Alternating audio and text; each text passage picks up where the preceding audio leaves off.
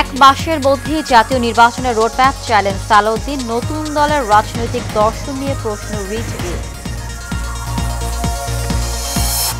টঙ্গীর মাজার বস্তিতে যৌথ বাহিনীর বিশেষ অভিযান, বিপুল মাদক উদ্ধার, গ্রেফতার ৬০। সীমান্তে নিরাপত্তা নিয়ে আশঙ্কার কোনো কারণ নেই বলেন স্বরাষ্ট্র উপদেষ্টা, ডিবির অল আউট অ্যাকশন শুরু। এবং শরীয়তপুরে গণপিটুনিতে ২ ডাকাত নিহত, গুলিবিদ্ধ ৪ শ্রমিক। পাবনার সড়কে গাছ ফেলে ৪০ বাসে ডাকাতি।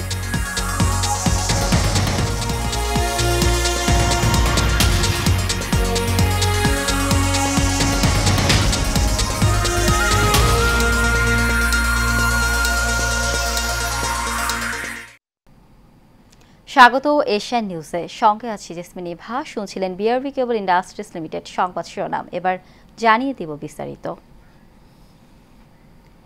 এক মাসের মধ্যেই জাতীয় নির্বাচনের রোডম্যাপ ঘোষণার দাবি জানিয়েছেন বিএনপির স্থায়ী কমিটির সদস্য সালাউদ্দিন আহমেদ। গতকাল রাজধানীর ডিপ্লোমা ইঞ্জিনিয়ার্স ইনস্টিটিউশনে এক আলোচনা সভায় তিনি এই দাবি জানান। একই অনুষ্ঠানে বিএনপির সিনিয়র যুগ্ম মহাসচিব অ্যাডভোকেট রুহুল কবির রিজভী বলেন, নতুন রাজনৈতিক দল জাতীয় নাগরিক পার্টির কোনো রাজনৈতিক দর্শন নেই। আরও জানাচ্ছেন শরীফুল ইসলাম। রাজধানীর ডিপ্লোমা ইঞ্জিনিয়ার্স ইনস্টিটিউশনে গণতন্ত্র পুনরুদ্ধার সংগ্রামে বেগম খালেদা জিয়া এবং তারেক রহমানের ত্যাগ ও নেতৃত্ব শীর্ষক আলোচনা সভার আয়োজন করে ন্যাশনালিস্ট রিসার্চ ফাউন্ডেশন NRF। অনুষ্ঠানে বিএনপির সিনিয়র যুগ্ম মহাসচিব অ্যাডভোকেট রুহুল কবির রিজভী অভিযোগ করেন, নতুন রাজনৈতিক দল জাতীয় নাগরিক পার্টির কোনো রাজনৈতিক দর্শন নেই। যে একটা রাজনৈতিক দর্শন দিয়েছেন, আজকে অনেকে রাজনৈতিক দল করছেন, সমস্ত কিছু করছেন।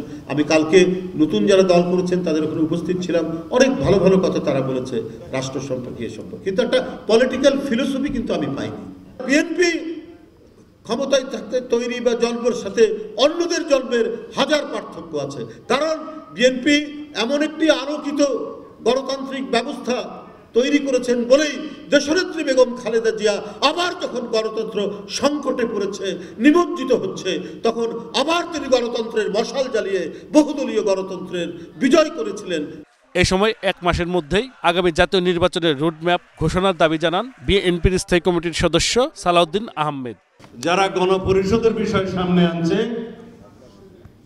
যারা সেকেন্ড রিপাবলিকের বিষয় সামনে আনছে, হয় তারা বোঝে না অথবা বুঝে আমাদের এই রাষ্ট্র ব্যবস্থাকে আরো দীর্ঘায়িত একটি গণতান্ত্রিক প্রক্রিয়ার মধ্যে নিয়ে যাওয়ার ষড়যন্ত্র আছে। মাননীয় প্রধান উপদেষ্টা, যদি আপনি কোনো বাহানায় এই মাসের মধ্যে জাতীয় সংসদ নির্বাচনের রোডম্যাপ প্রদান না করেন, তাহলে সেটা আমরা রাজনৈতিকভাবে গণতান্ত্রিক শক্তিগুলো বসে আমাদেরকে পুনরায় নির্ধারণ করতে হবে আমরা কোন প্রক্রিয়ায় গণতান্ত্রিক প্রক্রিয়া। ৫ই আগস্টে আওয়ামী লীগকে বিতরণের মাধ্যমে জনগণ দলটিকে আর বাংলাদেশের মাটিতে রাজনীতি করার সুযোগ দিবে না বলে রায় দিয়ে দিয়েছে বলে মন্তব্য করেছেন বিএনপির এই নেতা। ৫ই আগস্ট নির্ধারণ হয়ে গেছে। Shariful Islam, Asian television, Dhaka. গাজীপুরের টঙ্গীতে যৌথ বাহিনীর অভিযানে ছিনতাইকারী, মাদক ব্যবসায়ী সহ বিভিন্ন অপরাধে জড়িত ৬০ জন অপরাধীকে গ্রেফতার করা হয়েছে। এ সময় বিভিন্ন ধরনের মাদক সহ দেশীয় অস্ত্র জব্দ করা হয়। শনিবার সন্ধ্যা ৬টা থেকে রাত ৯টা পর্যন্ত প্রায় ৩ ঘণ্টা ব্যাপী এই অভিযানে অংশ নেন সেনাবাহিনী, র্যাব, বিজিবি ও পুলিশের বিপুল সংখ্যক সদস্য। বিষয়টি নিশ্চিত করেছেন গাজীপুর জেলা প্রশাসনের সিনিয়র সহকারী কমিশনার ও নির্বাহী ম্যাজিস্ট্রেট মোহাম্মদ রায়হানুল ইসলাম। ছিনতাই, মাদক ও সন্ত্রাসী কার্যক্রম প্রতিরোধে যৌথ বাহিনী পরিচালিত অভিযানে টঙ্গীর মাজার বস্তির বিভিন্ন ঘরে তল্লাশি চালানো হয়। এ সময় দেশীয় অস্ত্র, মাদক ও মাদক সেবনের কাজে ব্যবহৃত বিভিন্ন সামগ্রী উদ্ধার করা হয়। বিভিন্ন অপরাধে জড়িত অর্ধ শতাধিক অপরাধীকে গ্রেফতার করা হয়।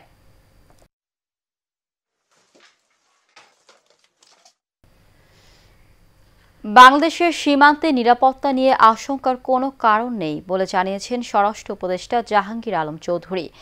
গতকাল কক্সবাজারের উখিয়ায় ৬৪ বিজিবির নতুন ব্যাটালিয়নের উদ্বোধন শেষে সাংবাদিকদের তিনি এই কথা বলেন। স্বরাষ্ট্র উপদেষ্টা বলেন, সীমান্ত নিরাপদ রয়েছে। এ সময় অন্য দেশের সীমান্ত রক্ষীদের উদ্দেশ্যে কঠোর বার্তা দিয়ে স্বরাষ্ট্র উপদেষ্টা বলেন, যদি ভারতে অনুপ্রবেশকারী বাংলাদেশিদের হত্যা করা হয় তাহলে বাংলাদেশে অনুপ্রবেশকারীদের প্রতিও কঠোর হতে পারে বিজিবি সীমান্ত হত্যা শূন্যে নামিয়ে আনাকে সর্বোচ্চ গুরুত্বের সঙ্গে বিবেচনা করবে বলে মন্তব্য করেন জাহাঙ্গীর আলম চৌধুরী।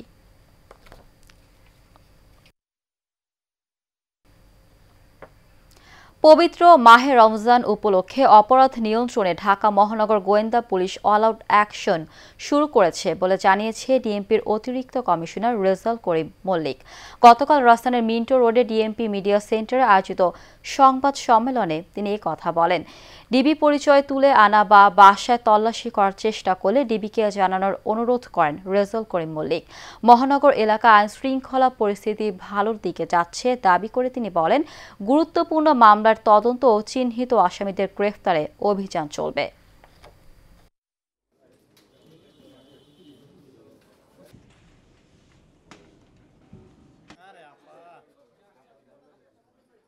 রোজার সময় মানুষের কর্মযোগ্যতা বাড়ে, বিশেষ করে টাকা পয়সার লেনদেন বেশি হয়। শপিং মল, ব্যাংক, বিমাগুলোতে মানুষের ভিড় বাড়ে। রেল স্টেশন, বাস টার্মিনাল কিংবা সদরঘাট সহ অন্যান্য জায়গাতে মানুষের উপস্থিতি বাড়ে। এইসব জায়গায় কেউ যাতে নাশকতা না করতে পারে সেই জন্য আমাদের গোয়েন্দা নজরদারি বাড়ানো হচ্ছে। বিভিন্ন এলাকায় চিহ্নিত সন্ত্রাসী বাহিনীর কথা আমরা শুনতে পাচ্ছি। তাদের বিরুদ্ধে আমরা অল আউট অ্যাকশনে যাচ্ছি। শরীয়তপুরের কীর্তিনাশা নদীতে ডাকাতির ঘটনা ঘটেছে। এ সময় ডাকাতের গুলিতে 9 জন আহত হয়, তবে স্থানীয়দের গণপিটুনিতে 2 ডাকাত নিহত হয়েছে। শুক্রবার রাত 11টার দিকে কীর্তিনাশা নদীর তেঁতুলিয়া এলাকায় এই ঘটনা ঘটে। পুলিশ জানায়, রাতে মাদারীপুরের রাজারচর এলাকায় বাল্কহেডে ডাকাত দল হানা দিলে তাদের ধাওয়া দেয় স্থানীয়রা। ডাকাতরা স্পিড বোটে করে পালিয়ে শরীয়তপুরের তেঁতুলিয়া এলাকায় এলে স্থানীয়রা তাদের আটক করে। এ সময় ডাকাতরা হাত বোমা ও এলো পাথারি গুলি ছুড়লে আহত হন বেশ কয়েকজন। পরে ডাকাত দলের 7 জনকে আটক করে গণপিটুনি দিয়ে পুলিশের সোপর্দ করে স্থানীয়রা। গুরুতর আহত অবস্থায় সদর হাসপাতালে নিলে 2 জনকে মৃত ঘোষণা করেন চিকিৎসক।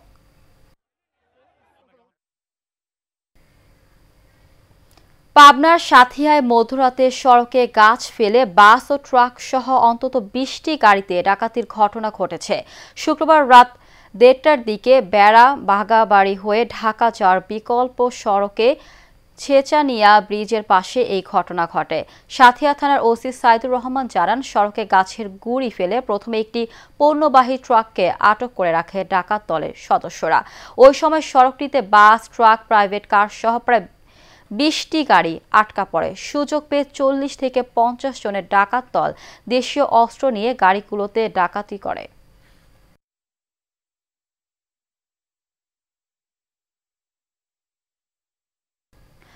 রাজধানীর প্রাণকেন্দ্র মতিঝিলে নির্মিত রূপান রেড ক্রিসেন্ট টাওয়ার প্রকল্প গ্রাহকদের কাছে হস্তান্তর করেছে দেশের অন্যতম প্রধান আবাসন ব্যবসা প্রতিষ্ঠান রূপান হাউজিং এস্টেট লিমিটেড।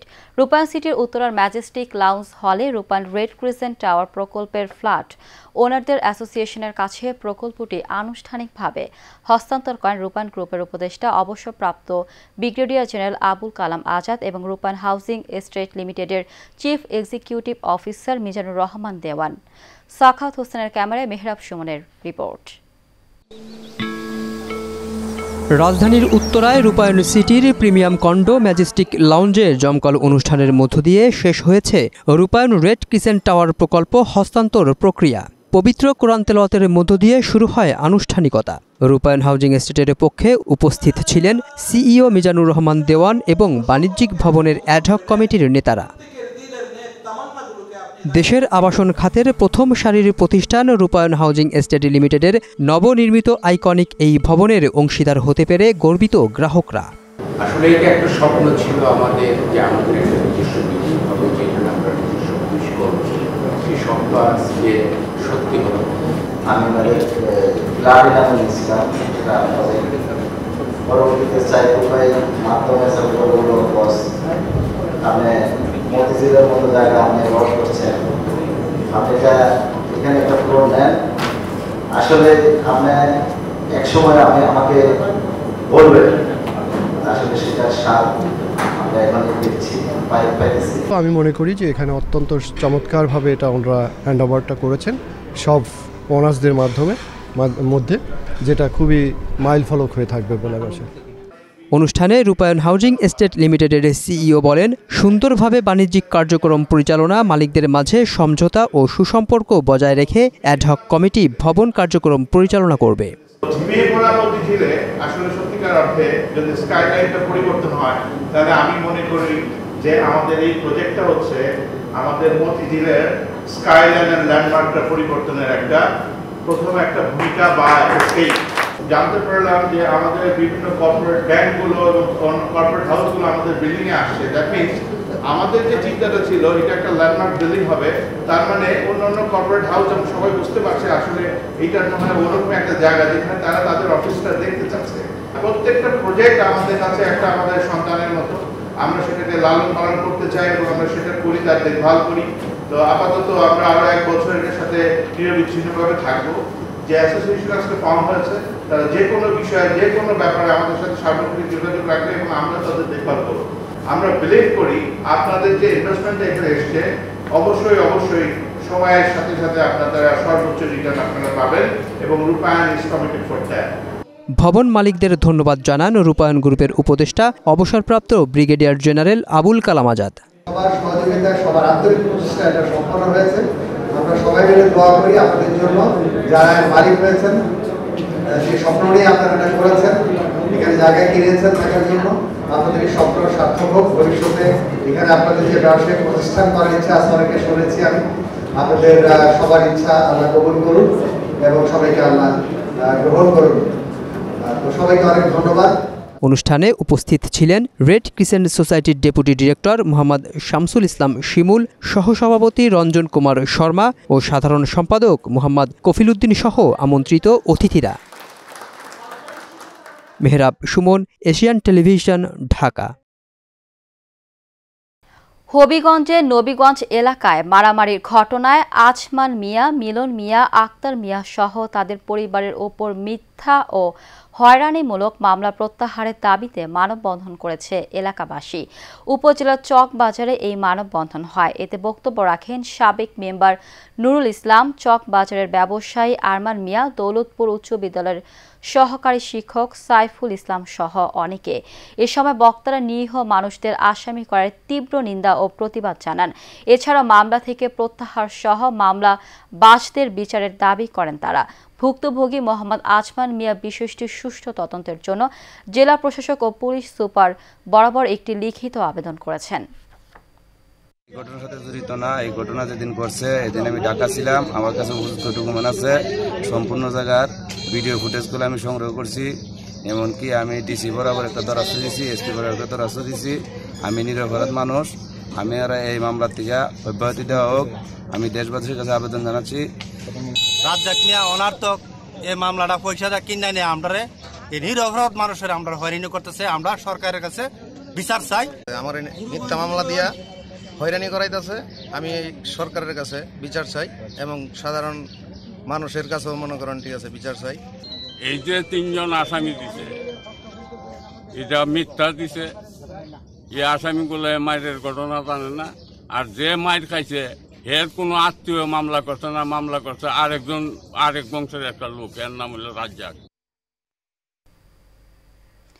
কুমিল্লার চান্দিনা উপজেলা মাইজখার ইউনিয়নের করতলা গ্রামে ARS-A তহবিল ফাউন্ডেশনের পক্ষ থেকে 1500 দিনমজুর অসহায় ব্যক্তিদের মাঝে ইফতার সামগ্রী বিতরণ করা হয়েছে।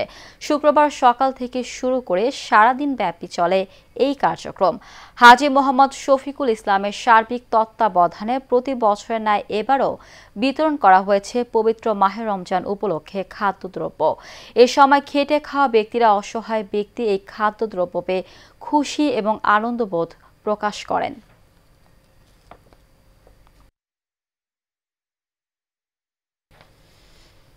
নরসিংদীর রায়পুরায় মাদক সেবনে বাধা দেয়, ছুরিকাঘাত করে জখম করা সহ ভুক্তভোগী সুমনের বাড়িতে হামলা চালিয়ে ভাঙচুর করার অভিযোগ উঠেছে। উপজেলা আমিরগঞ্জ ইউনিয়নের হাসনাবাদ এলাকায় এই ঘটনা ঘটে। সুমনের অভিযোগ, বাড়িতে লেবার দিয়ে কাজ করাচ্ছিলেন তিনি। পাশে একটি ফাঁকা বাড়িতে কয়েকজন মাদক সেবন করে। এ সময় তাদেরকে ডেকে বের করায় কথা কাটাকাটি হয় তাদের সাথে। এক পর্যায়ে সুমনকে ছুরি দিয়ে এলোপাথারি আঘাত করে জখম করে। এছাড়াও তার বাড়িতে হামলা চালিয়ে ভাঙচুর করে।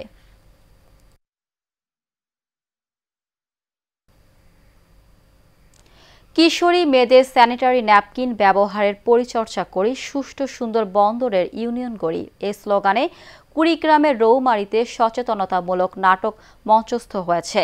চাইল্ড নট ব্রাইট প্রজেক্ট ও RDRS বাংলাদেশের সহযোগিতায় এবং বন্দরের যুব সমাজ কল্যাণ সংগঠনের আয়োজনে এর আয়োজন করা হয়। এতে উপস্থিত ছিলেন ইউপি সদস্য আবুল কালাম আজাদ, যুব সংগঠনের সভাপতি শারমিন আক্তার, ফিল্ড ফ্যাসিলিটেটর হাসান আলী সবুজ, ফেডারেশনের সভাপতি রাজ্জাক সহ অনেকে।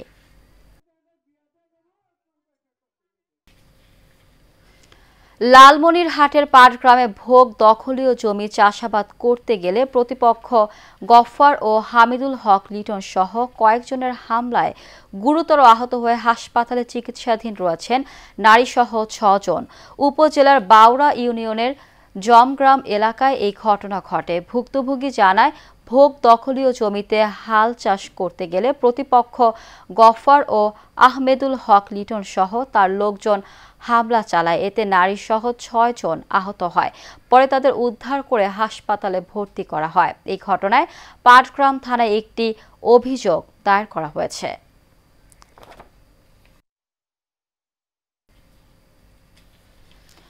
ব্রাহ্মণবাড়িয়ায় নবীনগর প্রেস ক্লাবের নবনির্বাচিত কার্যকরী কমিটির সদস্যরা তাদের নিজ নিজ দপ্তরের দায়িত্ব গ্রহণ ও নতুন সদস্যদের বরণ করে নিয়েছে। শনিবার দুপুরে ক্লাব কার্যালয়ে 2টি পর্বে এক অনাড়ম্বর অনুষ্ঠানে দায়িত্ব গ্রহণ ও বরণ অনুষ্ঠিত হয়। বিদায়ী সভাপতি শ্যামা প্রসাদ চক্রবর্তী শ্যামলের সভাপতিত্বে দীর্ঘদিন পর প্রেস ক্লাবে আগত 27 জন সদস্যদের মালা পরিয়ে ও রজনীগন্ধা দিয়ে বরণ করে নেওয়া হয়। দ্বিতীয় পর্বে ক্লাবের বিদায়ী কমিটির সভাপতি শ্যামা প্রসাদ চক্রবর্তী শ্যামল ও সাধারণ সম্পাদক সাইদুল আলম শরাফ ও তার কমিটি নবনির্বাচিত কার্যকরী কমিটির সভাপতি মোহাম্মদ হোসেন শান্তি ও সাধারণ সম্পাদক মোস্তাক আহমেদ উজ্জ্বল সহ 11 জন সদস্যের কাছে দায়িত্ব হস্তান্তর করেন।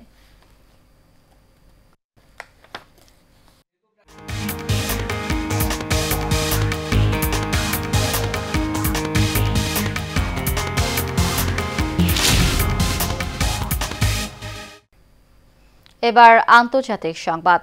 হোয়াইট হাউসে মার্কিন প্রেসিডেন্ট ডোনাল্ড ট্রাম্প ও ইউক্রেনের প্রেসিডেন্ট ভ্লাদিমির জেলেনস্কির মধ্যে বৈঠক হয়েছে।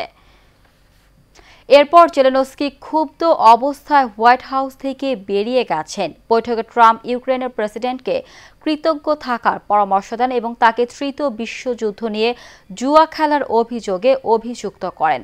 অন্যদিকে জেলেনস্কি স্পষ্ট করে বলেন, ভ্লাদিমির পুতিনের সঙ্গে কোনো আপোষ করা সম্ভব নয়। তবে ট্রাম্পের মতে রাশিয়ার সঙ্গে শান্তি চুক্তির জন্য কিয়েভকে কিছু ছাড় দিতেই হবে। বিশ্বের কোনো গণমাধ্যম এই ঘটনাকে নজিরবিহীন মুহূর্ত বলে উল্লেখ করেছে। জেলেনস্কি হোয়াইট হাউস ত্যাগ করার পর পূর্ব নির্ধারিত যৌথ সংবাদ সম্মেলন বাতিল করা হয়।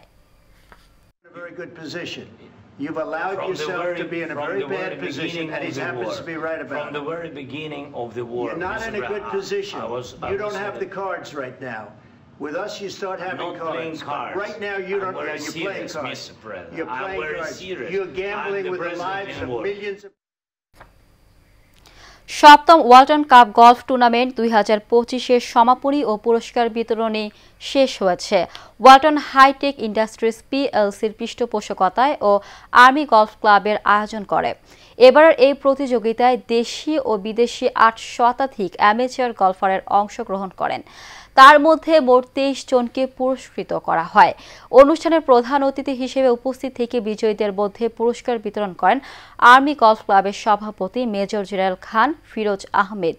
এ সময় আরও উপস্থিত ছিলেন পৃষ্ঠপোষক প্রতিষ্ঠান ওয়ালটন গ্রুপের vice chairman SM Nurul Alam Rezvi ও আর্মি গলফ ক্লাবের প্রধান নির্বাহী অফিসার ব্রিগেডিয়ার জেনারেল অব সৈয়দ আহমেদ আলী। ব্রাহ্মণবাড়িয়ার বাঞ্চারামপুরের কৃষিবিদ Mehedi Hasan Palash short pitch cricket টুর্নামেন্টের ফাইনাল খেলা অনুষ্ঠিত হয়েছে। উপজেলার রাধানগর সাদ্দাম বাজার মাঠে এই খেলা হয়। খেলার উদ্বোধন করেন উপজেলা বিএনপির সাধারণ সম্পাদক AKM ভিপি মুসা, জেলা ছাত্রদলের সাবেক সহ সাধারণ সম্পাদক মোয়াজ্জেম হোসেন সরকারের সভাপতিত্বে। প্রধান অতিথি ছিলেন কেন্দ্রীয় কৃষক দলের যুগ্ম সাধারণ সম্পাদক মেহেদী হাসান পলাশ। বিশেষ অতিথি ছিলেন পৌর বিএনপির সাধারণ সম্পাদক সালে মুসা, উপজেলা বিএনপির সাংগঠনিক সম্পাদক হানুর রশিদ আকাশ ও উজানচর ইউনিয়ন বিএনপির সভাপতি হামিদ সহ অনেকে।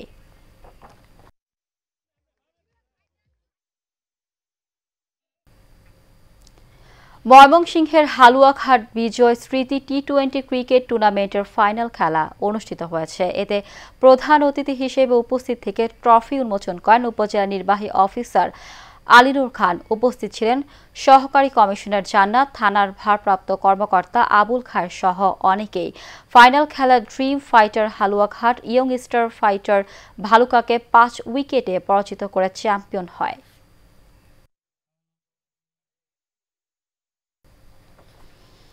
রাঙামাটির রাজস্থলী উপজেলায় আরাফাত রহমান কোকুর স্মৃতির স্মরণে উন্মুক্ত মিনিবার ফুটবল টুর্নামেন্টের ফাইনাল খেলা হয়েছে। খেলায় উপজেলা পিকআপ দল 2-0 গোলে অটোরিকশা দলকে পরাজিত করে চ্যাম্পিয়ন হয়। খেলা শেষে প্রধান অতিথি হিসেবে উপস্থিত থেকে চ্যাম্পিয়ন ও রানার্স আপ দলের মাঝে পুরস্কার তুলে দেন রাঙামাটি জেলা ছাত্র দলের সাধারণ সম্পাদক আলী আকবর সুমন। এ সময় উপস্থিত ছিলেন উপজেলা বিএনপির সিনিয়র সহ সভাপতি আবুল হাশেম, উপজেলা ছাত্র দলের আহ্বায়ক নাইমুল ইসলাম রনি সহ অনেকে।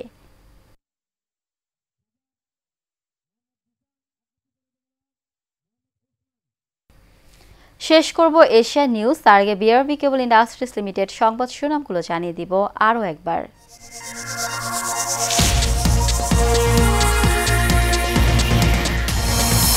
এক মাসের মধ্যে জাতীয় নির্বাচনের রোডম্যাপ চ্যালেঞ্জ সালাউদ্দিন। নতুন দলের রাজনৈতিক দর্শন নিয়ে প্রশ্ন রিজভির। টঙ্গীর মাজার বস্তিতে যৌথ বাহিনীর বিশেষ অভিযান, বিপুল মাদক উদ্ধার, গ্রেফতার 7। সীমান্তে নিরাপত্তা নিয়ে আশঙ্কার কোনো কারণ নেই বলেন স্বরাষ্ট্র উপদেষ্টা। ডিবির অল আউট অ্যাকশন শুরু। এবং শরীয়তপুরে গণপিটুনিতে 2 ডাকাত নিহত, গুলিবিদ্ধ 4 শ্রমিক। পাবনায় সড়কে গাছ ফেলে 40 বাসে ডাকাতি।